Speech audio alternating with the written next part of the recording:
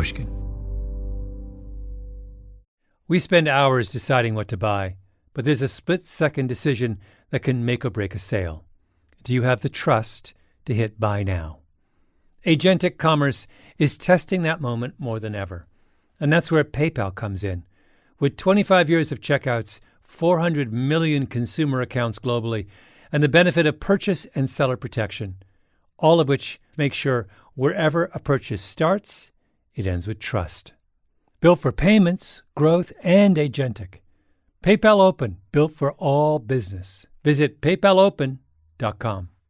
Purchase and seller protections on eligible transactions only. Terms apply. See paypal.com/risk-management for details.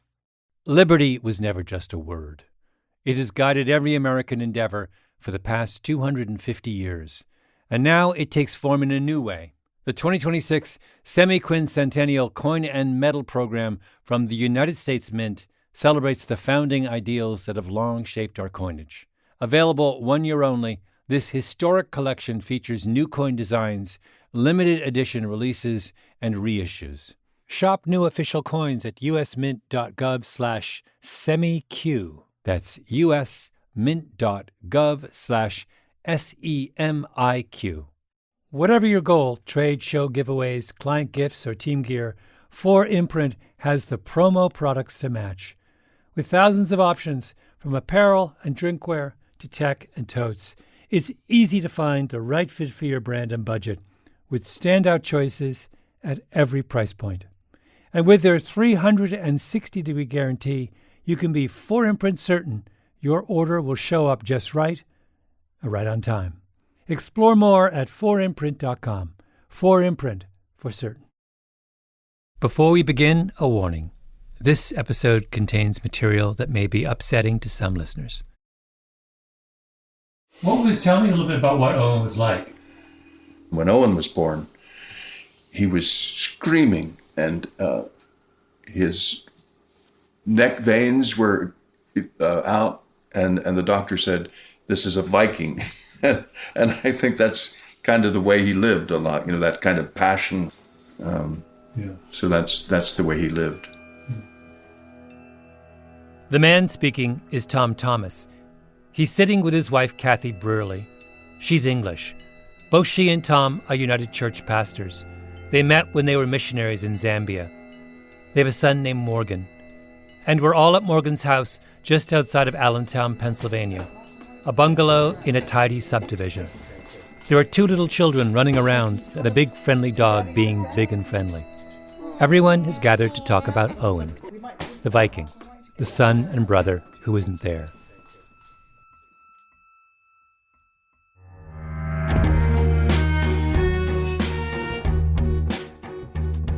My name is Malcolm Gladwell. You're listening to Revisionist History, my podcast about things overlooked and misunderstood. This episode is about Owen Thomas, a young man I never had the chance to meet, about what happened to him and why we shouldn't forget about him.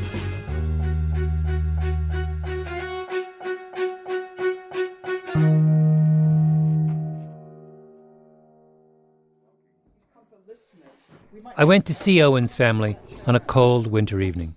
We knew that he was kind of feeling down, feeling depressed. In the last, what would you say, last month or so?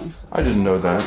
I didn't know he was depressed. I knew he was stressed. He was stressed. I knew he was stressed with school, he was stressed finals. by his classes. Owen went full out, all the time, at everything. His older brother Morgan says he couldn't keep up. Yeah, so we were sort of like opposites. I was real good at giving like 80%. That's right. 75%. And he was, not at everything, but just like, for example, schooling. Like, he would not take anything less than an A+. A minus, he was pissed. But see he now, had to get that A+. But now we don't know if he was having difficulty remembering things, because we never asked him that. We never even thought that there might be anything cognitive. We just thought this was somebody who's a type A person who's kind of like demanding so much of himself. In retrospect, I guess, when things like this happen, in retrospect, you can always try to look back and say, oh, I should have seen this, I should have seen that. But the Sunday night he called, he really sounded depressed then. He really did. And now you look back, we should have just got in the car and gone right down. But, What did he talk about in that last call? well, it'd be my birthday, so he was wishing me happy birthday. I don't know, what did he talk to you about, Tom? Well, He said I'm failing everything, that's what he said. When I said at the beginning that we shouldn't forget about Owen Thomas, I'm talking about this, that we shouldn't forget that he went from clarity and purpose to failing everything.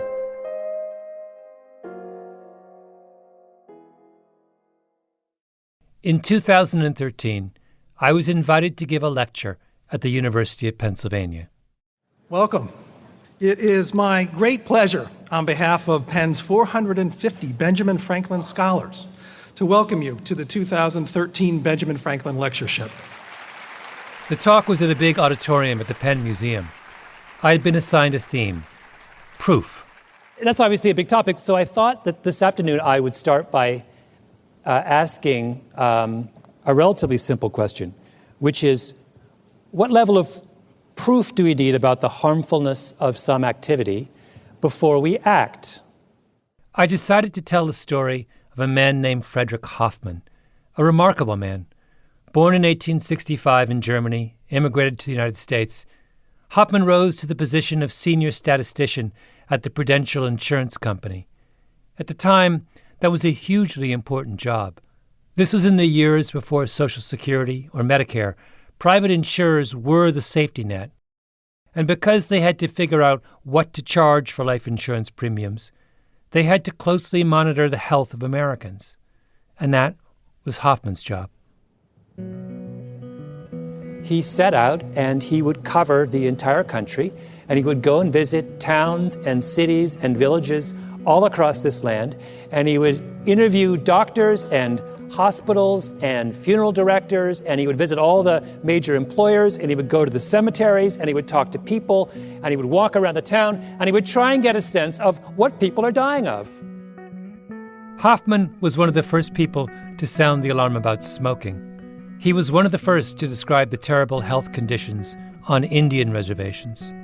But perhaps his most important work concerned what was known at the time as miner's asthma.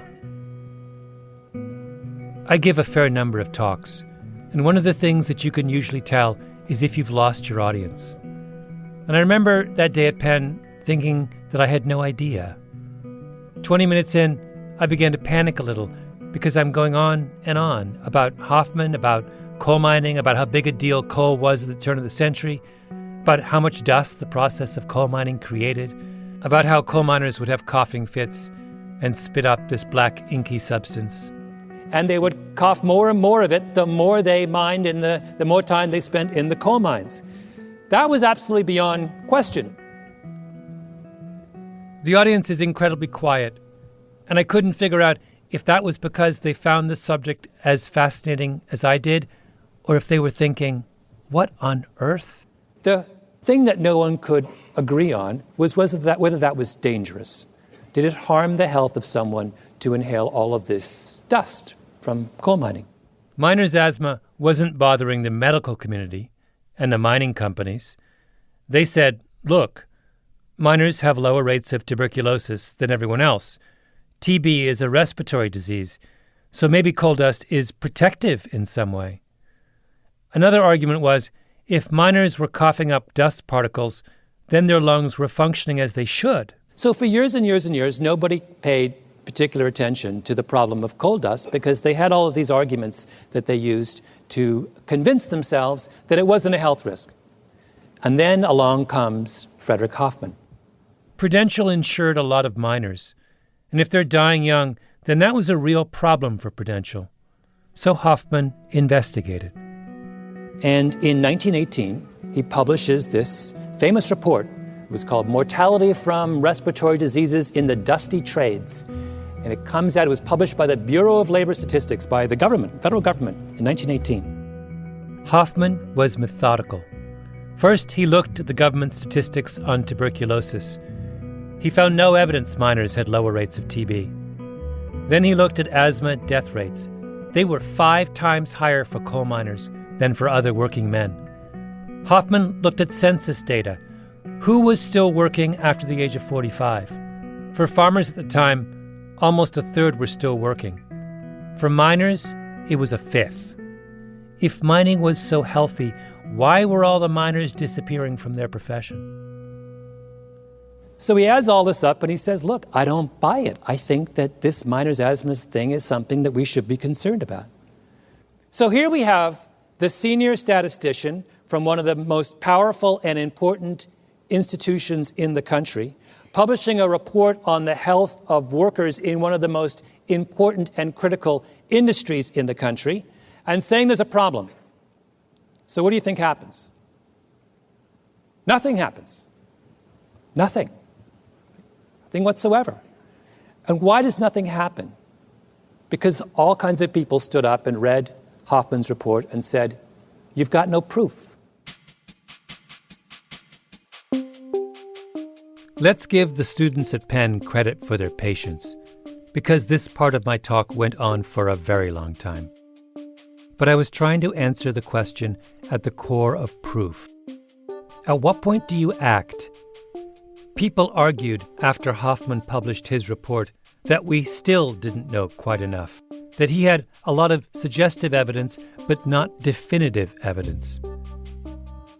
And that was true, but it was also irrelevant, because if you wait until the evidence is perfect and complete, you'll never act. It was not until the 1970s that people suddenly realized that tens of thousands of miners were dying horrible deaths vastly prematurely because of the dust they inhaled while working in the mines. Now, I think we can all agree that that is an appalling story, right? That should never have happened. We should have acted on this in 1918. Instead, we acted on this in 1975. We look around the room and we say to ourselves, we would never do that, would we? We're much too educated and sophisticated and empathetic to ever look at the suffering of someone else and say, oh, we're not going to act until we have proof. Right? But we do that.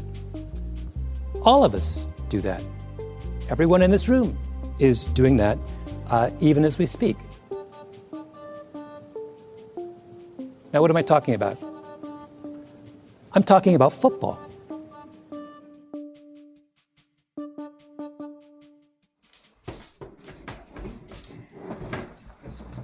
Owen Thomas, the red-headed Viking, was a football player. So was his father, Tom. It was the 1960s. Yeah. So I was a fullback, which in the backfield, if you know anything about American football. Owen's grandfather played for Millersville University. His older brother, Morgan, played offensive tackle for East Stroudsburg University. You did? And then Owen played. So I guess we're kind of a football family. Yeah. On the dining table, right in front of me, are Owen's helmets from middle school and high school and college, all scratched and battered, lined up in a row. It's hard for a lineman to be a star, like you running back, quarterback, those are really the stars, but he was definitely a feared player from all angles, and people knew who he was, so he was definitely one of the stars. He couldn't wait for the season to begin.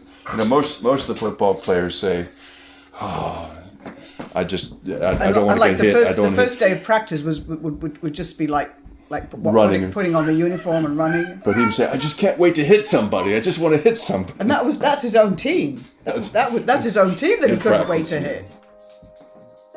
When it came time for college, Owen Thomas went to the University of Pennsylvania. He was just kind of guy that on a bad day when they had to wake up at 6, 7 o'clock in the morning to do a workout and everyone, had class and everything. He was the kind of guy that would get everybody motivated to complete the workout and then go on with your day. Mm-hmm. He was named captain of the football team. 76 out of the 80 players voted for him. Then one day, out of the blue, in the spring of his junior year, he hung himself in his apartment.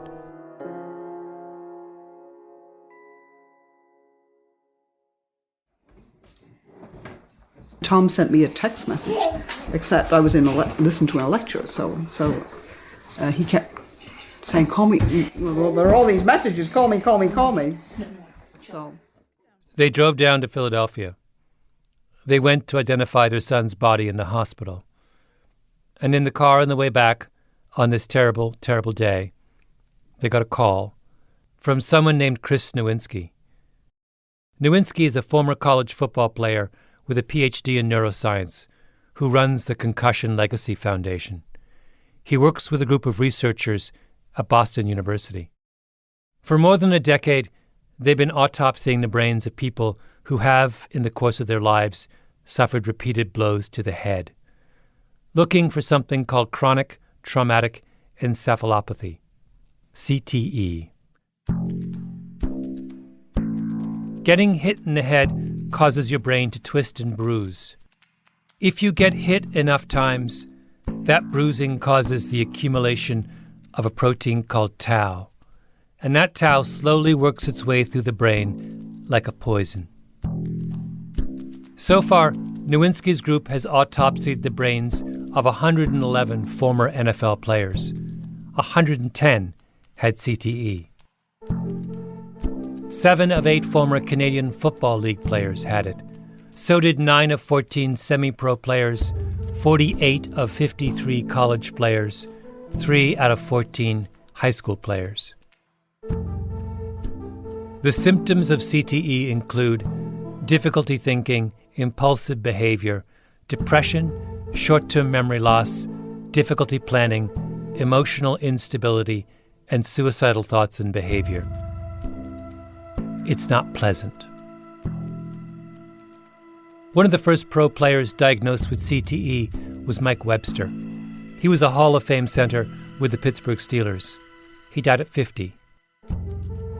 In his house, his family found page after page of scribbled notes written by Webster to document his mental state. Like this: deep, confusing, twisting, fishing line, tangled up mess of confusing things go on all the time. Or Junior Seau and Dave Durson, 2 of the great football players of their generation, both shot themselves in the chest at the ages of 43 and 50. Why in the chest? To make sure their brains were intact for autopsy, to make the pathologist's job easier.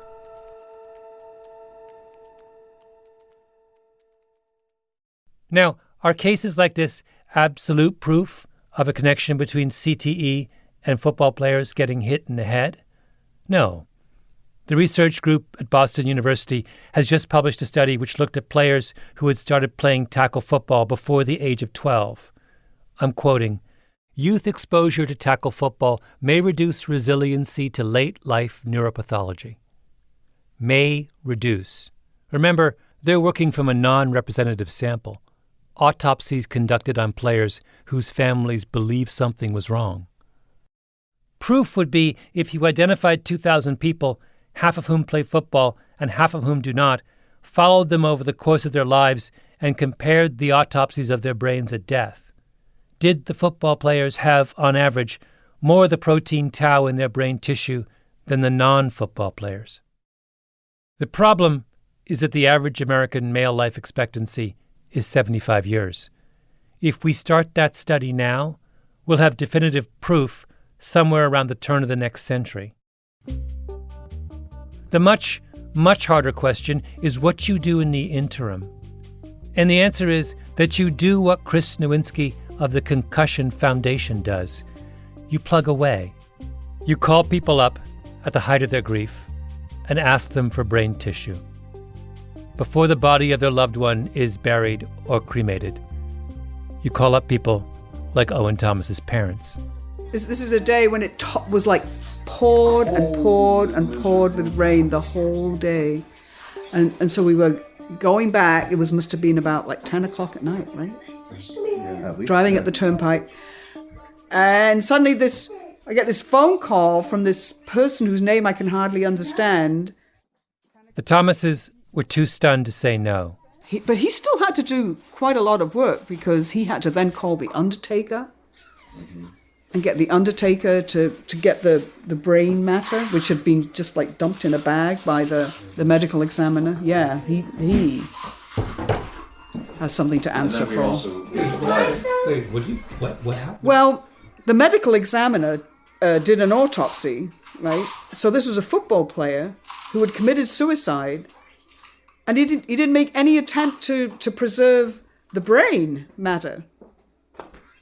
Which now I look back on it and I think, how crazy is that? That the brain matter was just like all mixed up with all the rest of the bits and pieces and just thrown in a bag. Owen Thomas died in April. The following September, his parents got a second call. Owen had CTE. And suddenly, it all made sense. Why their focused, joyful, high-spirited son had suddenly called and said, "I'm failing at everything." How did that news change you? I mean, what was the impact of it on hearing that? You said you were relieved in some sense. There was a contributing factor, that it wasn't just depression, that there was a cause that you could, medical cause that you could maybe say that contributed to it. Well, it gave us Something to hold on to. It gave us a purpose. Not an answer, because there's still too much unknown for that. A purpose. Whether you're planning a big event, launching a new campaign, or just stocking up on team gear, finding the right promotional products makes all the difference. That's why so many brands turn to 4imprint. They offer thousands of options, from on-trend apparel and premium drinkware to tech, totes, and giveaways, so you'll find the right fit for any audience, purpose, or budget. You can customize it all: your logo, your message, your look, and many items come with no setup charge to help you save. And if you're really watching the bottom line, you'll find standout choices at every price point, so you can make a real impact while staying on budget. Plus, you'll get expert help, fast turnaround times, and their 360-degree guarantee, so you can be 4imprint certain your order will arrive on time and look exactly right. Whatever your goal, 4imprint makes it easy to find your perfect promo match. Explore the possibilities today at 4imprint.com. 4imprint, for certain. Liberty was never just a word. It has guided every American endeavor for the past 250 years. And now it takes form in a new way. The 2026 Semi-Quincentennial Coin and Medal Program from the United States Mint celebrates the founding ideals that have long shaped our coinage. Available 1 year only, this historic collection features new coin designs, limited edition releases, and reissues. Shop new official coins at usmint.gov/semiq. That's usmint.gov/SEMIQ. We spend hours researching products online and deciding what to buy, but there's a split-second decision that can make or break a sale. Do you have the trust to hit the Buy Now button? The way we discover and compare things is evolving, happening faster, and influenced by new forms of intelligent advice. But the underlying trust question doesn't go away. If anything, it's more important than ever. That's where PayPal comes in. For more than 25 years, they've been a trusted way to pay. And now PayPal can make the agentic era of commerce work for merchants, letting them maintain control of their brand, their customer relationships, so even as the way we shop changes, the moment that matters most still feels familiar and deeply dependable. Built for payments, growth, and agentic. PayPal Open, built for all business. Visit paypalopen.com to get started. Purchase and seller protections on eligible transactions only. Terms apply. See paypal.com/risk-management for details.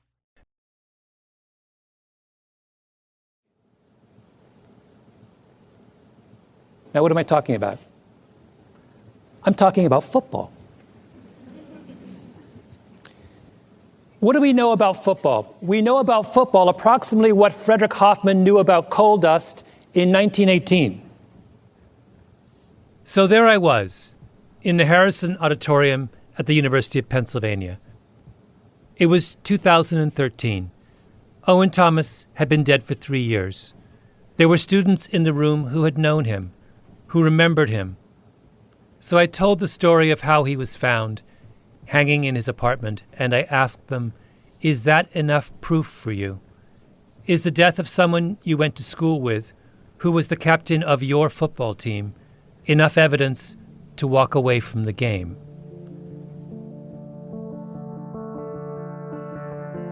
I sometimes think about that moment when I'm at Bobst Library at New York University. I do a lot of my research there. The library has a massive multi-story atrium at its center. And a few years ago, a student jumped over one of the railings overlooking the atrium. And immediately, and at great expense, the university put up high plexiglass screens in front of every railing. Then, a few years after that, a student found a way to wriggle over the plexiglass and jump to his death, so the university installed an even more expensive and elaborate and foolproof metal screen that was impossible to get around or over. 2 suicides, and they spent millions of dollars. Why? Because the job of a university is to watch out for the welfare of the students under its care, and NYU didn't need any more evidence to act.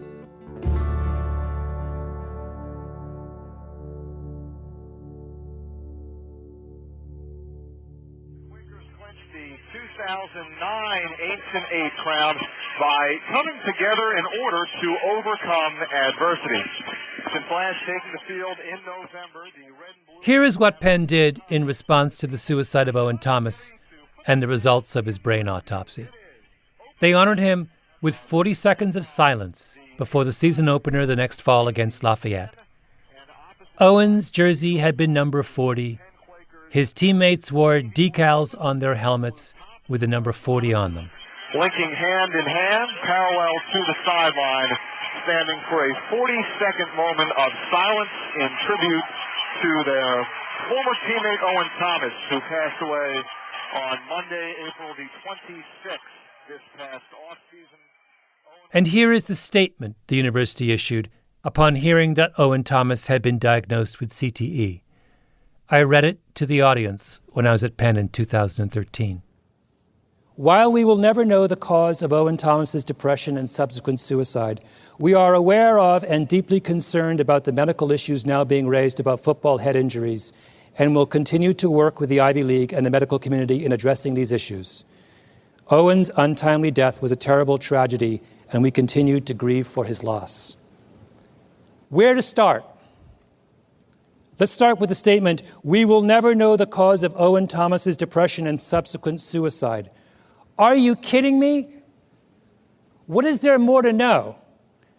A healthy young man with no previous history of depression hangs himself in his apartment, and when they do an autopsy on his brain, they find he has the beginnings of a debilitating neurological disorder caused by taking too many hits on the football field. And then, the statement, "We are aware and deeply concerned about the medical issues being raised about football head injuries." We are so aware and deeply concerned about the medical issues being raised about football head injuries that 3 years after Owen Thomas's death, Penn continues to play football.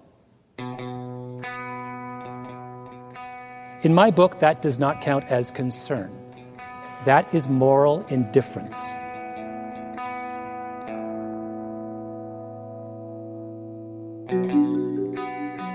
Not long ago, I went to see Al Bagnoli. He's the head football coach at Columbia University.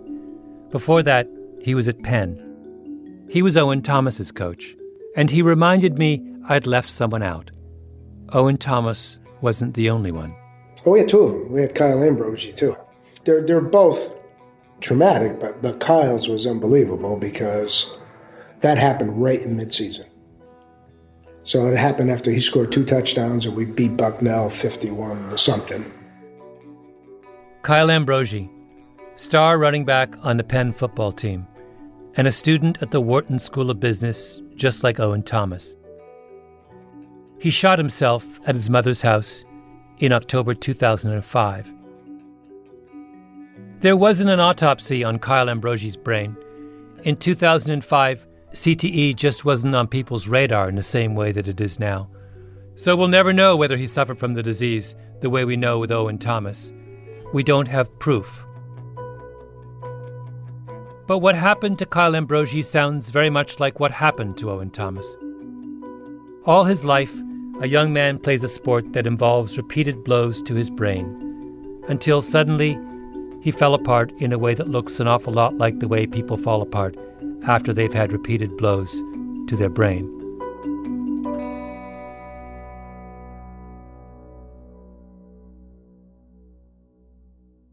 You know, there was even physical changes, like his eye color got lighter, and you could just see that he was fighting demons and he couldn't explain them. That's Kyle Ambrogi's brother, Greg.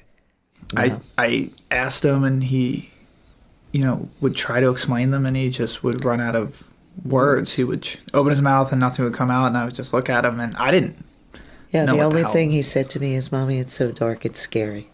And it was very frightening to him, because he was always used to being in control, and this is an out-of-control feeling. Kyle's mother, Donna. Listening to the Ambrogis was like listening to the Thomases. Someone you know becomes someone you don't know, right in front of your eyes. And they haven't done anything. They haven't been in a terrible accident, or overdosed on drugs, or squandered their life away. They've just played a game, played it well.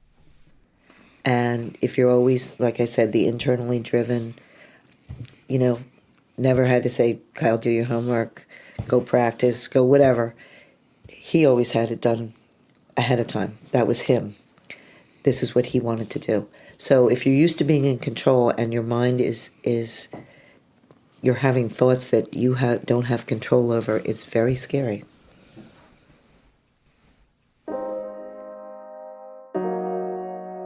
Had anything you'd done as a coach prepared you for, that's a really tough position to be in. No. Nothing you can do.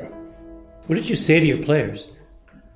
Basically, that we're here for you. Yeah, anytime you get that kind of trauma, to deal with it, because again, it kind of brings you back to, okay, what's really important and what isn't important. You put so much premium on, okay, you got to win this game, you got to win that game, you're trying to win a title, and yet when it comes to human life, that's rather trivial.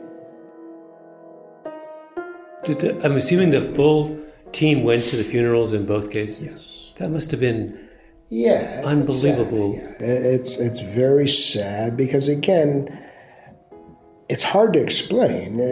Not that it's any easier to lose somebody in a car accident, but you can explain it, or someone who suffers from terminal cancer.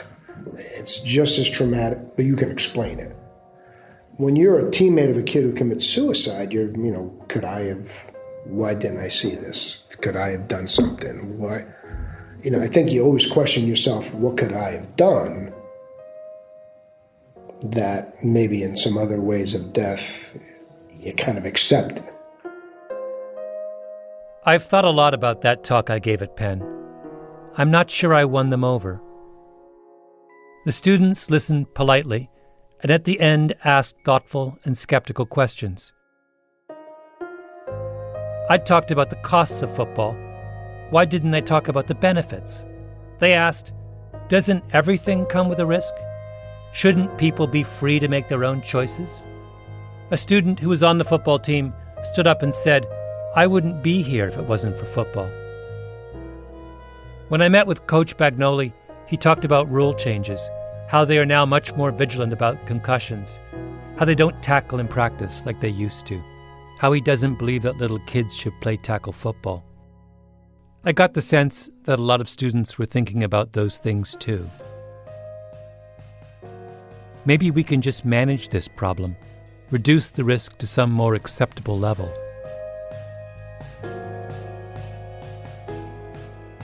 After the speech, as I walked to the post-event reception, one of the big deans at Penn looked at me and shook his head. He said, "We're not stopping football." Of course not. And it won't stop. At least not until the third suicide, or maybe the fourth suicide, or the fifth, at which point the students and alumni of Penn will finally say, That's an awfully high price to pay for a game. Al Bagnoli brought up one more name. It's unfortunately becoming more and more prevalent, and I just saw the kid from, Washington State, whose brother actually was here. The name of the kid from Washington State was Tyler Hilinski. He was supposed to be the 2019 starting quarterback for the Washington State Cougars. A few days before my interview with Bagnoli, Hilinski borrowed a teammate's rifle and shot himself in the head. A bright, outgoing kid with a big smile. No motive. It's unfortunately becoming more and more prevalent. But I guess we don't have enough proof.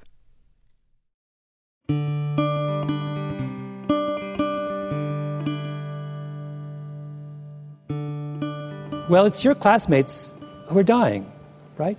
It's your classmates who are putting their lives at risk by playing this game. I think all of you has to consider boycotting football games at Penn. And I think you have to convince your friends to boycott football games at Penn. And I think you have to picket outside football games at Penn. And I think you have to go to the administrators of this university and you have to ask them, why is a world-class institution, one of the finest universities of higher learning in this planet, exposing its own students to the risk of injury and death? And if they ask for proof, tell them you don't need proof. Sometimes proof is just another word for letting people suffer. Thank you.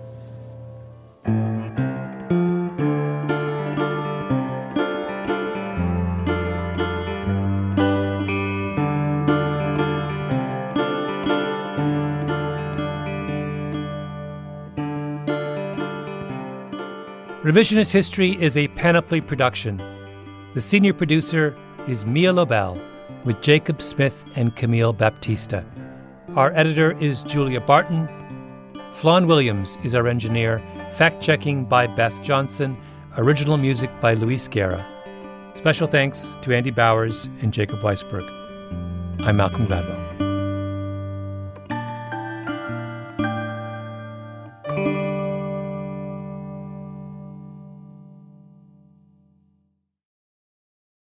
Suicide is a difficult topic. It can be hard for people to talk about suicide or get help if they're in danger. But there are resources available. People want to help. The National Suicide Prevention Hotline is one excellent resource. It's free, confidential, and available 24 hours a day. The number in the U.S. is 1-800-273-8255. 1-800-273-TALK. We spend hours deciding what to buy, but there's a split-second decision that can make or break a sale. Do you have the trust to hit buy now? Agentic Commerce is testing that moment more than ever. And that's where PayPal comes in. With 25 years of checkouts, 400 million consumer accounts globally, and the benefit of purchase and seller protection, all of which make sure wherever a purchase starts, it ends with trust. Built for payments, growth, and agentic. PayPal Open, built for all business. Visit PayPalOpen.com. Purchase and seller protections on eligible transactions only. Terms apply. See paypal.com/risk-management for details. Liberty was never just a word. It has guided every American endeavor for the past 250 years. And now it takes form in a new way. The 2026 Semi-Quincentennial Coin and Medal Program from the United States Mint celebrates the founding ideals that have long shaped our coinage. Available 1 year only, this historic collection features new coin designs, limited edition releases, and reissues.